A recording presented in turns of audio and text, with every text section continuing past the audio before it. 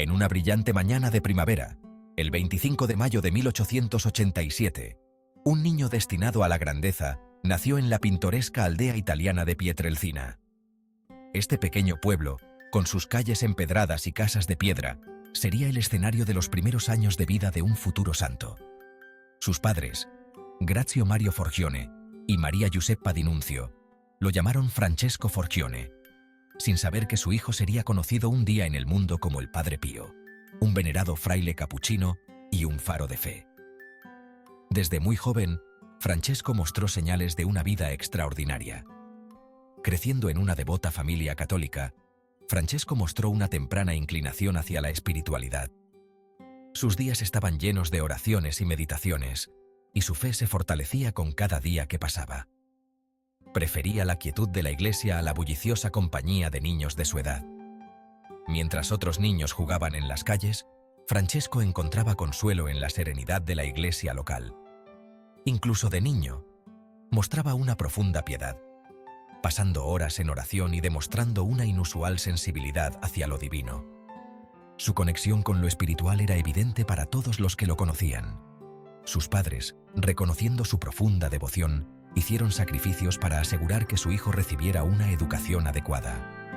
A pesar de las dificultades económicas, nunca dudaron en apoyar su vocación. Francesco, sin embargo, tenía la vista puesta en un llamado superior. Desde una edad temprana, sentía una atracción irresistible hacia el sacerdocio, un deseo de servir a Dios y a la humanidad. Anhelaba dedicar su vida a Dios, atraído por una fuerza irresistible hacia el sacerdocio. Este deseo solo se intensificó con el tiempo, guiándolo hacia su destino. La historia del Padre Pío no es solo la narración de un santo, sino un testimonio del extraordinario poder de la fe. Su vida es un ejemplo de cómo la devoción y la fe pueden transformar a una persona y, a su vez, inspirar a millones. Es un viaje marcado por intervenciones divinas, milagros extraordinarios y una inquebrantable devoción a Dios.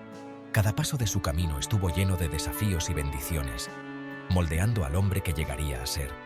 Su vida está llena de relatos de milagros y curaciones, de momentos en los que lo divino tocó lo terrenal. Estos eventos no solo fortalecieron su fe, sino que también atrajeron a innumerables seguidores, que continúa inspirando a millones de personas en todo el mundo. Hoy en día, su legado perdura y su historia sigue siendo una fuente de esperanza y fe para muchos. A la tierna edad de 15 años, Francesco Forgione se embarcó en el camino que definiría su vida. Desde muy joven, mostró una profunda devoción y un deseo ardiente de servir a Dios, lo que lo llevó a tomar una decisión que cambiaría su destino para siempre. Ingresó en la Orden de los Capuchinos, una orden franciscana conocida por su austeridad y compromiso de servir a los pobres.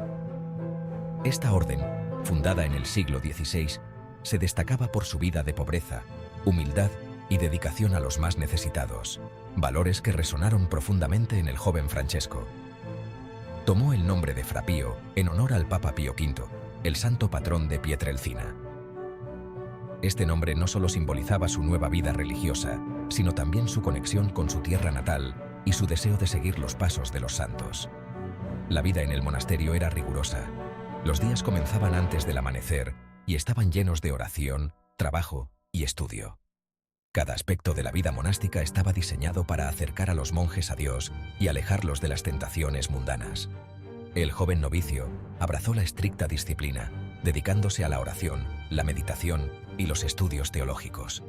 Pasaba largas horas en la capilla, buscando una conexión más profunda con lo divino, y en la biblioteca, absorbiendo el conocimiento de los textos sagrados.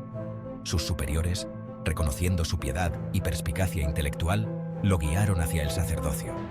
Vieron en él un potencial extraordinario para guiar a otros en su fe y servir como un ejemplo de devoción y sacrificio. Sin embargo, el camino del Padre Pío hacia el sacerdocio no estuvo exento de desafíos. Enfrentó numerosas pruebas que pusieron a prueba su fe y su determinación, pero cada obstáculo solo fortaleció su resolución. Sufría de mala salud, atormentado por una misteriosa enfermedad que desconcertaba a los médicos.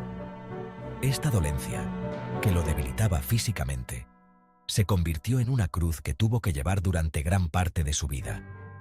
Sin embargo, Su sufrimiento físico hizo poco para minar su espíritu. A pesar del dolor constante, continuó con sus deberes religiosos, encontrando consuelo y fortaleza en su fe inquebrantable. Sobrellevó sus dolencias con paciencia y las ofreció como sacrificios a Dios. Creía que su sufrimiento tenía un propósito divino y lo aceptaba con humildad y gratitud, viendo en él una oportunidad para acercarse más a Cristo. En 1910, a la edad de 23 años, el Padre Pío fue ordenado sacerdote en la Catedral de Benevento. Este momento marcó el comienzo de su misión como guía espiritual y confesor, roles en los que se destacaría a lo largo de su vida. Nadie sabía que este joven sacerdote sin pretensiones se convertiría en una de las figuras más veneradas de la Iglesia Católica. Su humildad, devoción y milagros lo llevarían a ser conocido y amado por millones de fieles en todo el mundo. Desde los primeros días de su sacerdocio, el Padre Pío mostró signos de dones espirituales extraordinarios. Personas de los pueblos vecinos acudían a él, atraídas por su reputación de santidad y su capacidad para brindar consuelo y guía. Poseía una profunda comprensión del sufrimiento humano, un don que le permitía conectar con la gente a un nivel profundo. Escuchaba con paciencia sus confesiones, ofreciendo palabras de consuelo, aliento y perdón. Sus superiores y compañeros frailes notaron fenómenos inusuales alrededor del Padre Pío. A menudo caía en profundos trances, aparentemente ajeno al mundo que lo rodeaba. Hubo informes de que levitaba durante la oración y de bilocación, la capacidad de estar presente en dos lugares al mismo tiempo. Si bien estos sucesos extraordinarios sorprendieron a muchos, el Padre Pío se mantuvo humilde, atribuyéndolos a la gracia de Dios.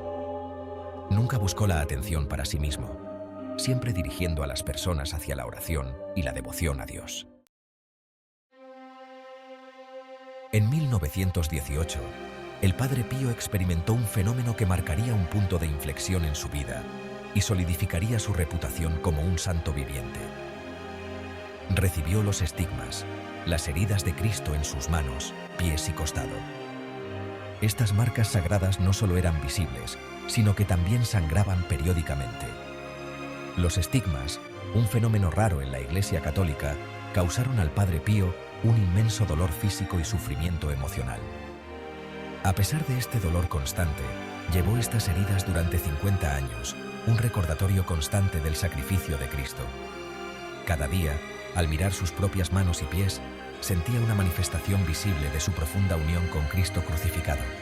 Esta conexión espiritual. La noticia de los estigmas del Padre Pío se extendió como la pólvora, atrayendo multitudes de peregrinos a San Giovanni Rotondo, el remoto monasterio donde residía. Este lugar, antes desconocido, se convirtió en un centro de fe y esperanza.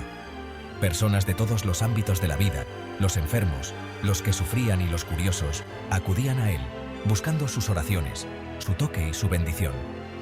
Muchos creían que sus oraciones tenían el poder de sanar.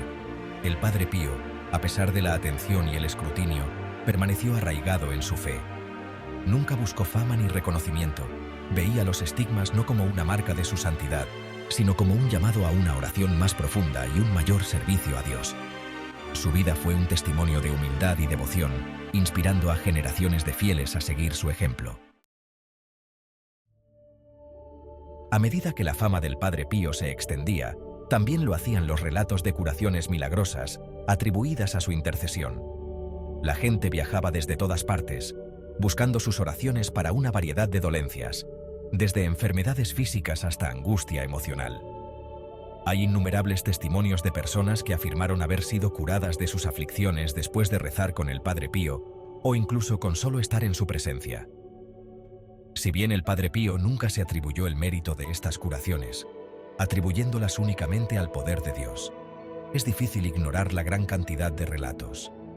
Los escépticos cuestionaron estos milagros, atribuyéndolos a la histeria colectiva o al poder de la sugestión. Sin embargo, muchas de las curaciones fueron documentadas por médicos que no pudieron encontrar una explicación médica para las recuperaciones repentinas y a menudo inexplicables. El ministerio de sanación del Padre Pío trascendió las dolencias físicas. Poseía una capacidad única para sanar espíritus rotos, ofreciendo palabras de consuelo, perdón y esperanza a aquellos que cargaban con la culpa, la desesperación o el dolor emocional.